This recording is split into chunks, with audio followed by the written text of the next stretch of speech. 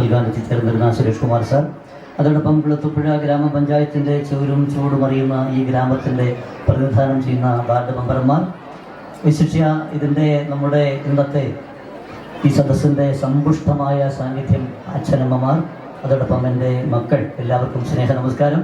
സമയത്തെ ശപിക്കുന്ന ഒരു പ്രാസംഗികനായിട്ടാണ് ഞാനിവിടെ നിൽക്കുന്നത്. യഥാർത്ഥത്തിൽ ഇപ്പോൾ നിങ്ങൾക്ക് എല്ലാവരും മനസ്സിൽ വളരെ വിഷമമായിരിക്കും, എങ്കിലും മനസ്സിലേക്ക് ഒരു വട്ടം കൂടിയൻ ഓർമ്മകൾ നെയ്യുന്ന തിരുമുറ്റത്തെത്തുവാൻ മോഹം, തിരുമുറ്റത്തൊരു കോണിൽ നിൽക്കുന്നൊരാ നെല്ലി മരമൊന്നുലുത്തുവാൻ മോഹം, മരമൊന്നുലുത്തുവാൻ മോഹം.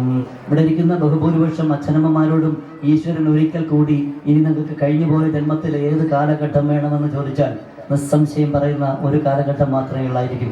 എൻ്റെ ബാല്യ കൗമാര ദശകൾ എനിക്ക് തിരികെ തരാമോ എന്നായിരിക്കും.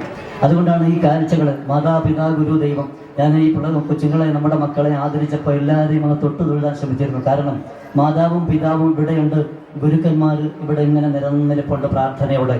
പക്ഷേ ദൈവം ഇവിടെയാണ്. ദൈവം എവിടെയാണെന്നൊരു ചോദ്യത്തിന് നമ്മുടെ മുമ്പിൽ നിൽക്കുന്ന ഈശ്വരന്മാരാണ് ഇവർ. ഭാവി തലമുറ നമ്മുടെ ഈശ്വരന്മാരാണ്. അങ്ങനെ കരുതി ഓക്സ്ഫോർഡ് എന്ന് പറയുന്ന ഈ മഹാപ്രസ്ഥാനത്തിന് വാനോളം ഉയരെ ഇവരെത്തിക്കുവാൻ കഴിയട്ടെ.